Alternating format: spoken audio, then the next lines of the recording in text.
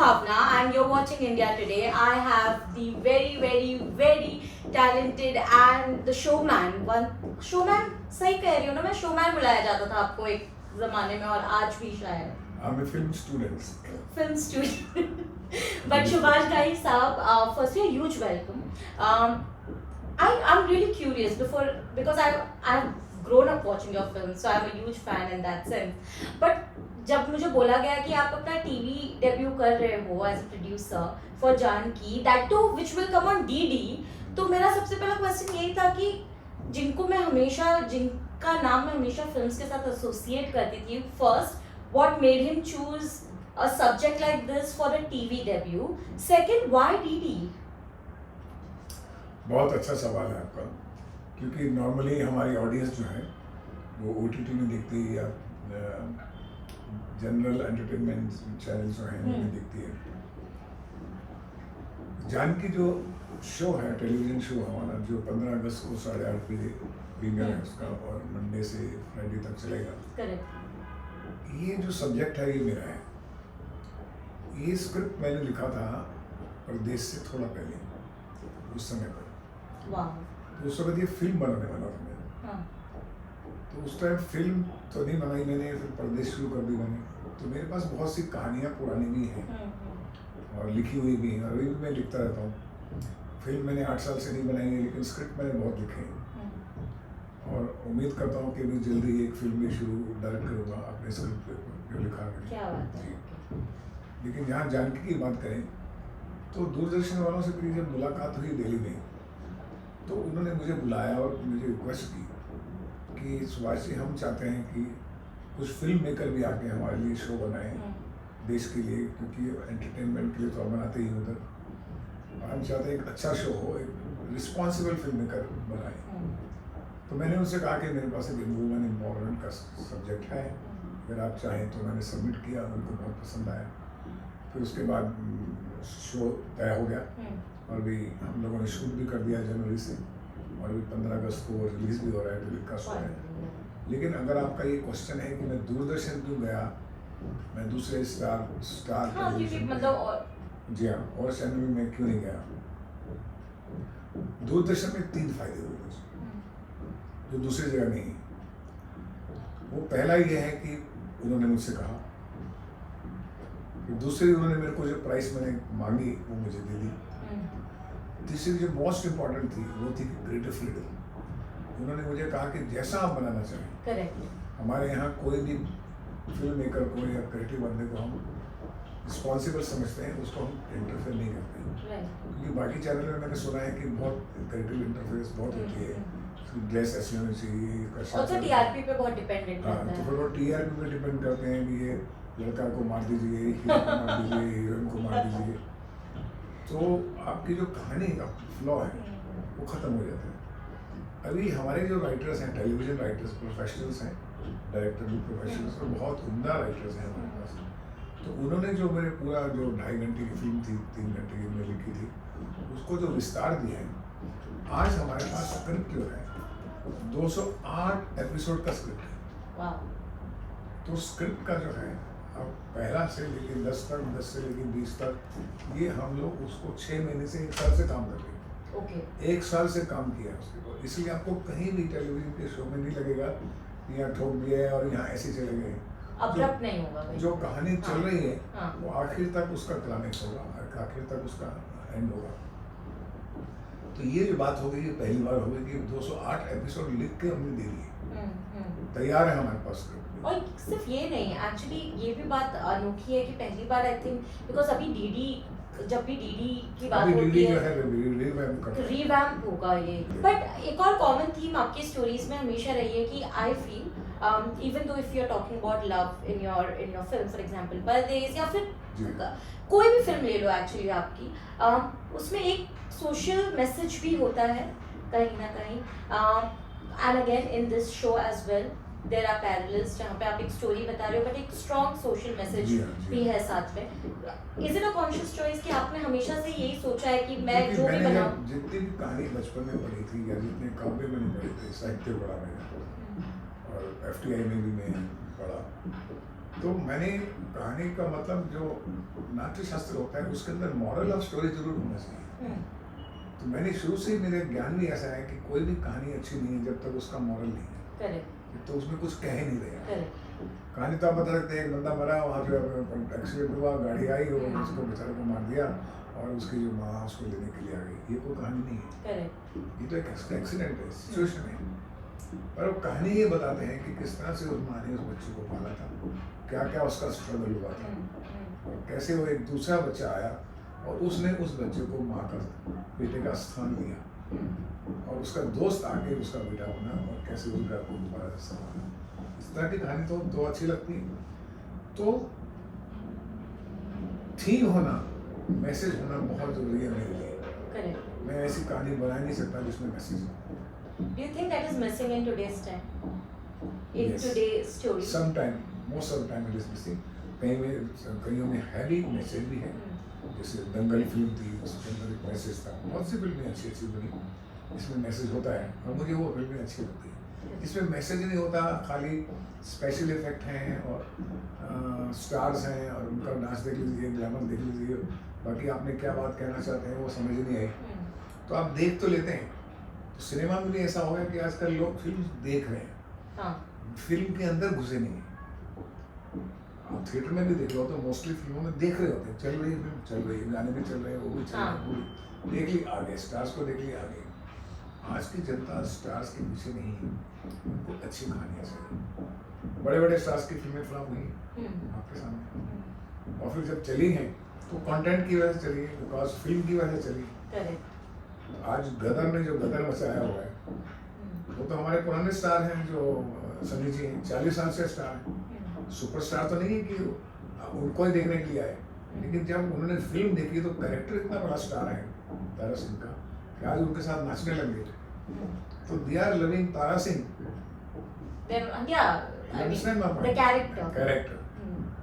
तो जैसे हमारे खलनायक का कैरेक्टर है, कर्मा का कैरेक्टर है, बहुत से सौदागर के कैरेक्टर, तो हमारे हमेशा कैरेक्टर ही हिट होते हैं। लेकिन ये है कि वो गया जमाना कि खाली स्टार होगा तो पूरा सारे हॉल लोग रोज आते रहेंगे इसको देखने हैं, तो फिर उसी को दिखा दीजिए, खाने की जरूरत है। बट आपके टाइम पे मैंने एक और चीज नोटिस की है कि आपकी जितनी भी फिल्में हैं, apart from the fact that उसके अंदर सोशल मैसेज है, देश प्रेम भी बहुत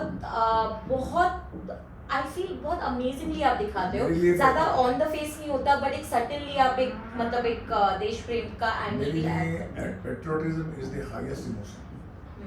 पहला परिवार से होता है, आपके प्रेमी से होता है, लेकिन सबसे बड़ा प्रेम है वो देश प्रेम। देश प्रेम सबको कलेक्टिवली इफेक्ट करता है।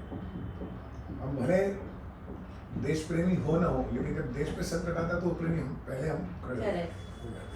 तो मेरे लिए भी कर्मा हो फिल्म, अभी भी मैं जो फिल्म लिख रहा हूँ, जो मैं डायरेक्ट करूँगा, उसमें भी देशभक्ति की भावना बहुत ज़बरदस्त है, बहुत ज़बरदस्त है उसकी। क्योंकि मेरे को देशभक्ति की गीत लिखना, कहानी लिखना अच्छी लगती है। अभी हमने रिसेंटली कर्मा फिल्म जो थी उस पर एक गाना, आइकॉनिक गाना आपने सुना, वापस से री रिकॉर्ड करना, करम अपना करेंगे वतन तेरे लिए, उसको मैंने रिक्रिएट किया और कविता कृष्णमूर्ति जी को मैंने रिक्वेस्ट किया कि ओरिजिनल गाना आपने गाया, यही गाना आप गाइए और संस्कृत में गाइए। तो संस्कृत में उन्होंने गाया और गाना इतना खूबसूरत हो गया कि मुझे आज बहुत खुशी मिली जब मेरे पास फॉरवर्ड आया है कि फरीदाबाद के एक स्कूल है, इसी श्री राम मिलेनियम स्कूल, तो उसके अंदर क्लासरूम में बच्चों को पूरा गाना दिखाया गया और उनको प्रैक्टिस कराई गई कि ये गाना आप संस्कृत में गाओ। तो उसमें कोई मार्केटिंग फोर्स नहीं थी, गवर्नमेंट फोर्स नहीं थी, ये सोशल सोसाइटी का मूवमेंट होता है, जो समाज का एक अभियान चलता है, जिसमें उन्होंने कहा कि ये गीत हमारा 37 साल से हम सुनते रहे, आज इसको संस्कृत में हम गा सकते हैं और बच्चे गाते हैं। ये कर्मा का जो संस्कृत का गाना है आजकल बच्चे गा रहे हैं, इस बात की मुझे खुशी हुई कि जो हमने सोचा था वो सफल हुआ। बट सुभाष जी, क्योंकि आपने वो वक्त भी देखा है जब फिल्म्स और सिनेमा ने बहुत अच्छा काम किया है, और आपने लास्ट डेकेड में देखा है जहाँ audiences have change, content is changing. अब तो उसको नजरिए में रखते हुए how do you update yourself to fit the audiences demand today? मैं परिवर्तन जीवन का नियम है, ये मैंने बचपन से सीख लिया था। तो जब मैं स्कूल में था तो वैसे सोचता था, कॉलेज में आया बिल्कुल अलग सोचता था, FT गया बिल्कुल अलग सोचने लगा। हर फिल्म के बाद मैं भी ग्रो करता गया। अगर आप एक कालीचरण फिल्म देखें 75 में बनाई और उसके बाद ताल देखें तो 2 फिल्में अलग लगेंगी एकदम, या फिर ताल के बाद आप ब्लैक एंड व्हाइट देखेंगे तो अलग लगेगी। तो इवॉल्व तो होता है ना। तो मैं हमेशा समय के हिसाब से चलता हूँ। कभी कभी तो मेरे जो दोस्त हैं फिल्म मेकर मुझे कहते हैं कभी कभी तुम आगे चले जाते हो, यू नो, तुम कृष्णा बनाई, युवराज बनाई, तो तुम 10 साल आगे चले गए।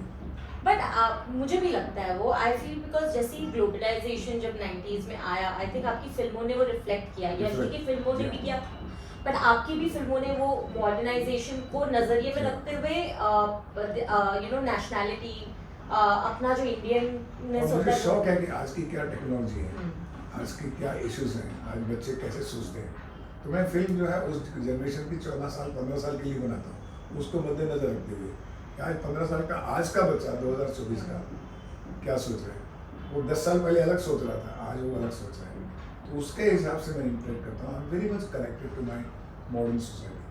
क्योंकि मुझे वही जानना था, क्योंकि जानकी की जो स्टोरी है, of course we have seen that story a lot of times. हम कहीं ना कहीं एज अ गर्ल चाइल्ड तो मैंने शायद अपने अंदर आजू बाजू देखा भी होगा ये सब होते हुए, you know. But I want to know how do you keep the relevance in mind, because जो आज की जेन जी जो हम कहते हैं। अब मैं जानकी के 2 डायलॉग आपको बताता हूँ। जानकी अपने माँ बाप से पूछते हैं 4 साल की उम्र में कि आपने पराया धन क्यों कहा मुझे। ये समाज वालों से पूछते हैं कि पराया धन का क्या मतलब, मैं आपकी बेटी हूँ, ये बेटा है तो बेटी भी मैं हूँ, मैं आप ही का धन हूँ और आप ही के लिए धन बनूंगी, आपके जीवित रहने तक मरने तक मैं धन रहूंगी। और रहती है बेटी, पर फिर भी माँ बाप उसको समझ पराया धन है। कितनी गलत बात है। फिर वो दूसरी बात उनसे पूछती है, अब मैं बेटी हूँ, आप मेरे को बेटा क्यों बोलते हैं। आपने देखा होगा हर परिवार में बेटियों को बेटा बोलते हैं, बेटा तुम मत जाओ, बेटा तुम आ जाओ। ये गलत बात है। ये आपके जो पिता है ना, उनका अहंकार है कि हमारा लड़का होना चाहिए था, लड़की हो गई। ये क्या बात है। लड़की आई, वो अपना अस्तित्व लेके आएगी, वो अपना क्रिएशन लेके आएगी, अपनी स्ट्रेंथ लेके आएगी, अपनी शक्ति लेके आएगी, उसको बेटी की हो। अब अपने बेटे को बेटी क्यों नहीं बोलते। अब सुनील को अश्विन को क्यों नहीं बोलते बेटी इधर आ जाए, बेटी को बोल देंगे बेटा। तो ये सवाल कौन करती है, जानकी। ये है जानकी। आप भी हैरान हुए ना। हाँ, मतलब मॉडर्नाइजेशन हो गया ना उसका। Because but the fact that आपने ये चीज 94 93 में सोची थी, I think that is more astonishing for me, because उस वक्त तो आई डोंट थिंक ये कॉन्वर्जेशन भी हुआ करता था। But I also want to know, I think आपकी कुछ फिल्मों के remakes obviously is being discussed, and आप जिस जमाने, मैं इसलिए बोल रही हूँ क्योंकि 90s 80s is the time which I really adore and miss so much.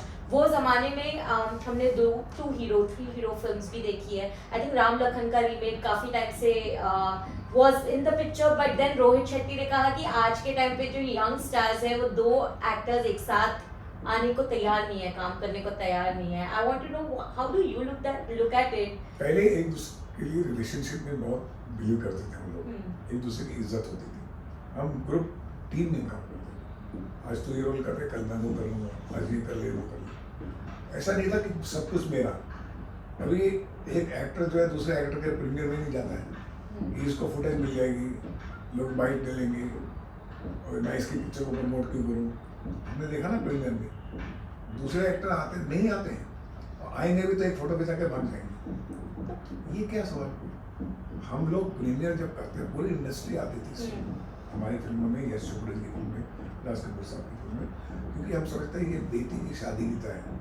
किसी की बेटी की शादी में जाना सारे समाज का फर्ज है। सारे लोग आते थे, दुश्मन लोग भी आते थे प्रीमियर में हमारे।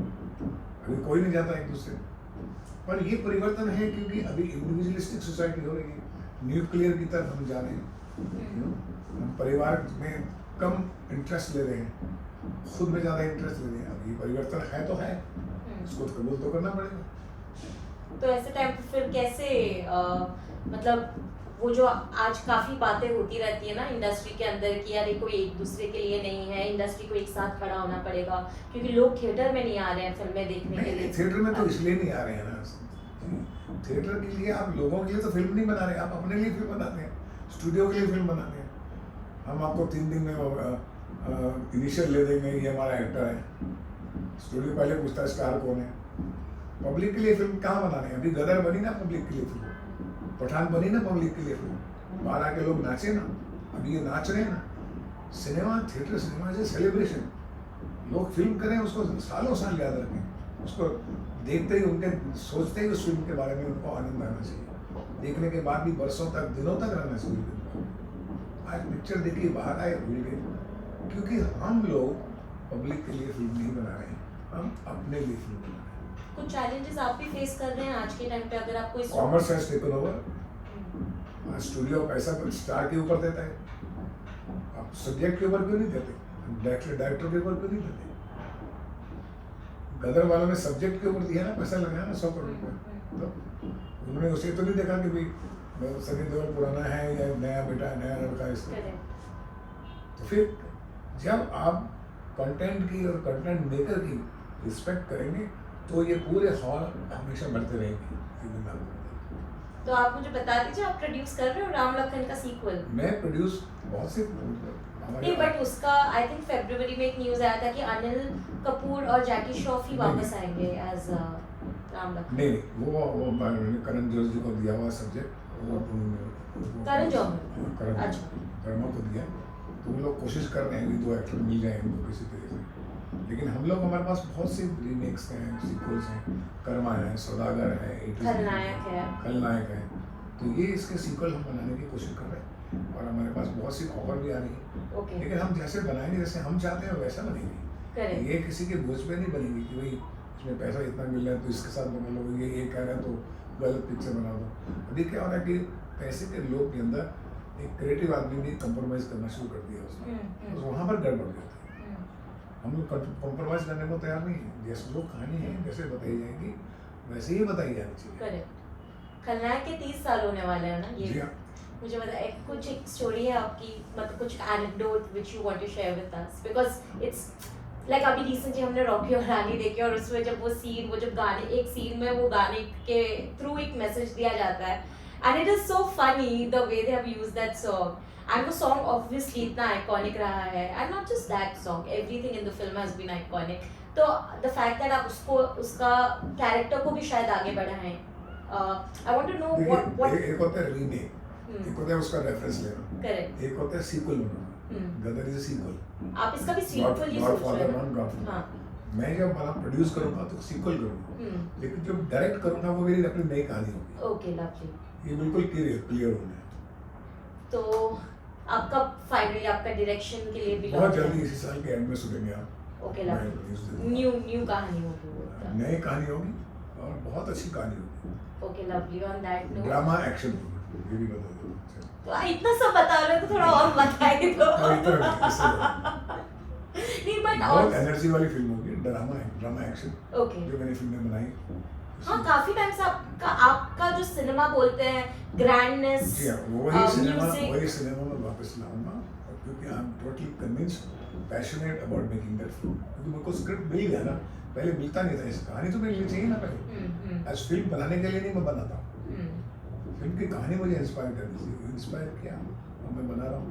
But can you trust your subject? जैसे आपकी जो पहले की फिल्में रही हैं, जैसे आप अभी आपने कहा कि करण जौहर को आपने entrust किया है with Ram Lakhan remake, right? Can you trust someone else to do justice to something that you've done before? दो बातें होती हैं, जैसे मैं रीमेक कर रहा हूँ या सीक्वल बना रहा हूँ, तो मैं दूसरे डायरेक्टर पर ट्रस्ट कर सकता हूँ। अच्छा डायरेक्टर का उसको अपने तरीके से बनाएगा, लेकिन जो मैं खुद बना रहा हूँ तो मैं खुद पे ट्रस्ट करना पड़ेगा। वो तो मतलब आप अपने आप पे ट्रस्ट नहीं करोगे तो कैसे चलेगा सर?